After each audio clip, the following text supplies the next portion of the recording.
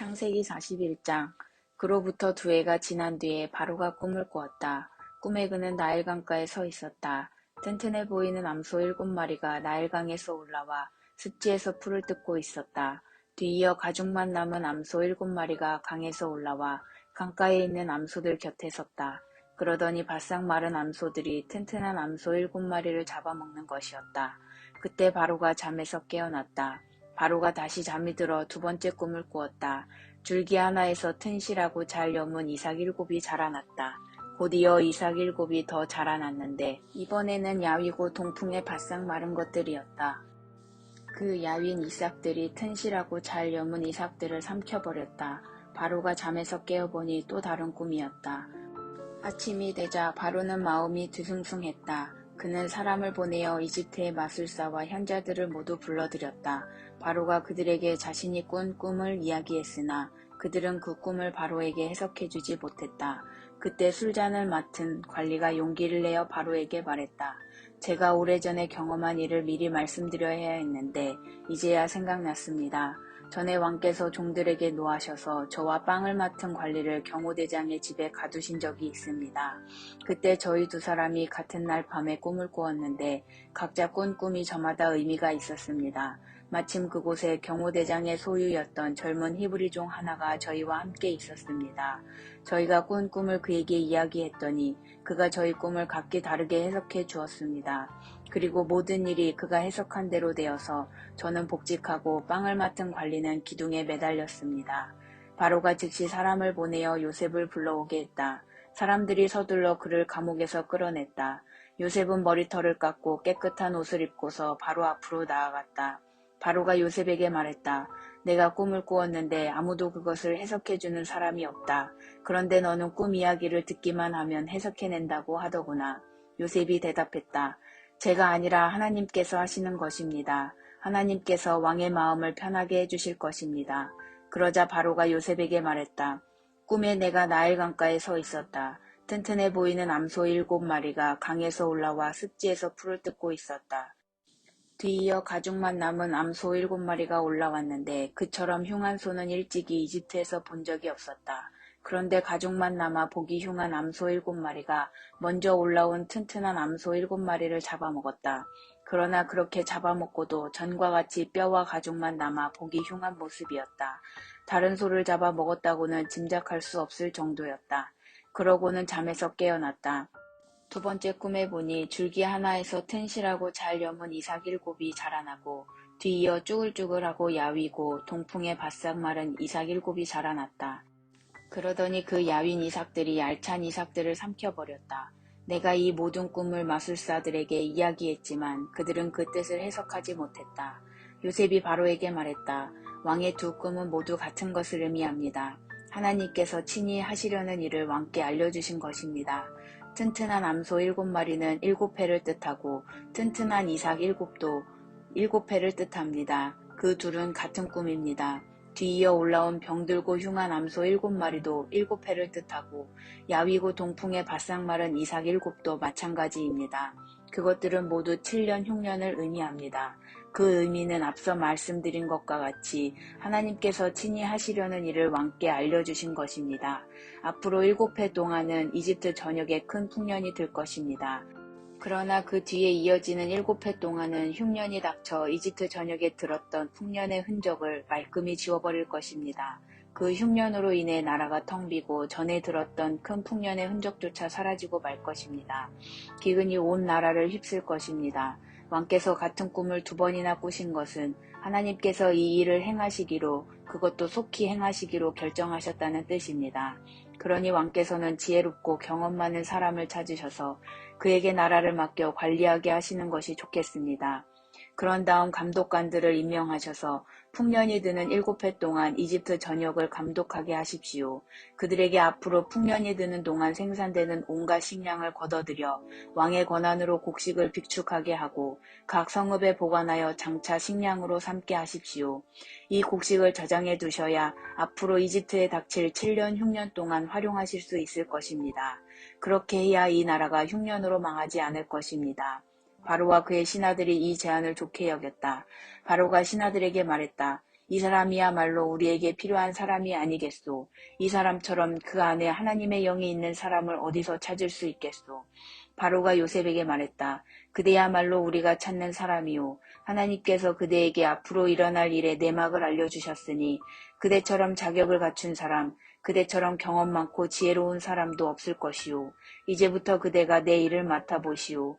나의 모든 백성이 그대에게 보고할 것이요. 내가 그대보다 높은 게 있다면 왕이라는 사실뿐이요. 바로가 요셉을 임명하면서 말했다. 이집트 온 땅을 그대 손에 맡기겠소. 그런 다음 바로는 자신의 손가락에서 인장반지를 빼내어 요셉의 손가락에 끼워주었다. 바로는 요셉에게 가장 좋은 세마포 옷을 입히고 목에 금목걸이를 걸어주었다. 그리고 왕의 전차에 버금가는 전차를 내주어 요셉이 마음대로 쓰게 했다. 요셉이 전차에 올라타자 사람들이 만세하고 외쳤다. 요셉이 이집트 온 땅을 맡아 다스렸다. 바로가 요셉에게 말했다. 내가 왕이지만 그대의 허락 없이는 이집트에서 어느 누구도 손가락 하나 움직이지 못할 것이오. 바로는 요셉에게 사브나 바네야 하나님께서 말씀하시며 그분은 살아계시다라는 이름을 지어주고 온 헬리오폴리스의 제사장 보디베라의 딸 아스낫을 그에게 아내로 주었다. 요셉은 자신의 임무에 따라 이집트 온 땅을 둘러보았다. 요셉이 이집트 왕 바로를 위해 일하기 시작할 때 그의 나이 35살이었다. 요셉은 바로 앞에서 물러나오자마자 이집트에서 일을 시작했다. 풍년이 든 7해 동안 그 땅은 풍성한 곡식을 냈다. 요셉은 이집트에 찾아온 7해 풍년 동안 생산된 식량을 거두어들여 여러 도시에 비축했다. 각 도시마다 주변 밭에서 거두어들인 잉여 농산물을 저장하게 했다. 요셉이 얼마나 많은 곡식을 거두어들였던지 바다의 모래처럼 많았다. 나중에는 그 수를 헤아리는 것조차 포기해야 할 정도였다. 요셉은 7해 흉년이 닥치기 전에 온의 제사장 보디베라의 딸 아스낫에게서 두 아들을 보았다. 요셉은 하나님께서 나의 모든 고난과 내 아버지의 집을 잊게 해주셨다고 말하며 맏아들의 이름을 므낫세 있다라고 했다. 또 하나님께서 내 슬픔의 땅에서 나를 번성하게 해주셨다고 말하면서 둘째 아들의 이름을 에브라임, 갑절의 번성이라고 했다. 7해 풍년이 끝나고 요셉이 말한 대로 7해 흉년이 찾아왔다. 모든 나라가 기근을 겪었으나 식량이 있는 나라는 이집트뿐이었다. 기근이 이집트 전역으로 확산되자 괴로움에 빠진 백성이 바로에게 먹을 것을 달라고 부르짖었다. 바로는 이집트 사람들에게 이렇게 말했다. 요셉에게 가서 그가 일러주는 대로 하여라. 기근이 더욱 심해져 이집트 온 땅을 덮자 요셉은 곡식 창고를 열어 비축해 두었던 식량을 이집트 사람들에게 팔았다. 기근이 극심했다. 이윽고 온 세상이 요셉에게서 식량을 사려고 모여들었다. 기근이 온 땅을 덮쳤던 것이다. 창세기 42장. 야곱이 이집트에 식량이 있다는 소문을 듣고 아들들에게 말했다. 어째서 잠자코 앉아서 서로 얼굴만 쳐다보고 있느냐. 이집트에 식량이 있다고 하니 그리로 내려가서 식량을 좀 사오너라. 그래야 우리가 굶어 죽지 않고 살지 않겠느냐. 요셉의 형 10명이 식량을 구하러 이집트로 내려갔다. 야곱은 요셉의 아우 베냐민을 그들과 함께 보내지 않았다. 그에게 무슨 일이 일어날까봐 두려웠기 때문이다. 가나안 땅에도 기근이 심하게 들었으므로 이스라엘의 아들들은 식량을 사러 가는 다른 사람들과 함께 이집트로 갔다. 그때 요셉은 이집트 온 땅을 다스리고 있었다. 그는 온 백성에게 식량을 나눠주는 일을 책임지고 있었다. 요셉의 형들이 도착하여 그에게 절하며 경의를 표했다. 요셉은 곧바로 그들을 알아보았으나 마치 모르는 사람을 대하듯 엄하게 말했다. 요셉이 물었다. 너희가 어디에서 왔느냐? 그들이 대답했다. 가나안에서 왔습니다. 저희는 식량을 사려고 왔습니다. 요셉은 그들을 알아보았으나 그들은 그를 알아보지 못했다. 요셉은 그들에 관해 꾸었던 꿈을 떠올리며 말했다. 너희는 정탐꾼들이다. 너희는 우리의 약점을 살피러 온 것이다. 그들이 말했다. 아닙니다, 주인님. 저희는 식량을 사러 왔을 뿐입니다. 저희는 모두 한 남자의 아들들입니다. 저희는 정직한 사람들입니다. 정탐이라니 당치도 않습니다. 요셉이 말했다. 아니다. 너희는 정탐꾼들이다. 너희는 우리의 약점을 찾으러 온 게 틀림없다. 그들이 말했다. 저희 형제는 모두 12이며 가나안 땅에 사는 한 아버지의 아들입니다. 막내는 아버지와 함께 있고 하나는 없어졌습니다. 그러나 요셉이 말했다. 내가 말한 대로 너희는 정탐꾼들이다. 내가 너희를 시험해 보겠다. 바로의 살아계심을 두고 맹세하건대 너희 아우를 이곳으로 데려오기 전에는 너희가 이곳을 떠나지 못할 것이다. 너희 가운데 한 사람이 가서 너희 아우를 데려오고 나머지는 이곳 감옥에 남아있거라. 너희 말이 사실인지 아닌지 확인해야겠다. 바로의 살아계심을 두고 말하건대 너희는 정탐꾼들인 게 틀림없다.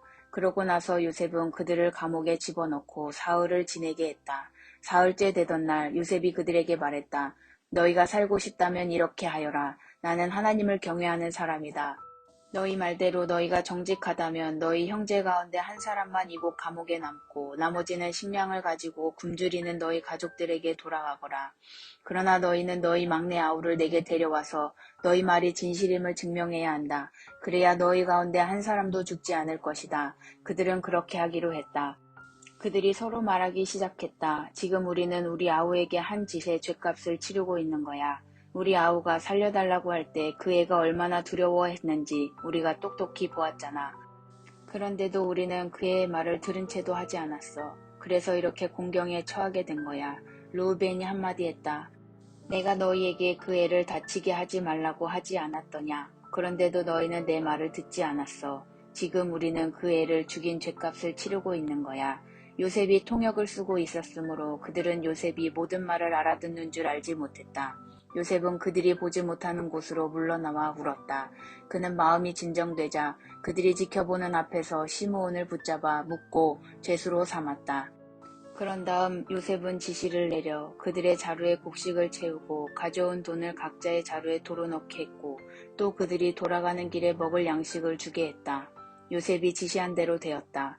그들은 식량을 나귀에 싣고 출발했다. 잠잘 곳에 이르러 그들 가운데 하나가 나귀에게 먹이를 주려고 자루를 열어보니 자루 안에 돈이 있었다.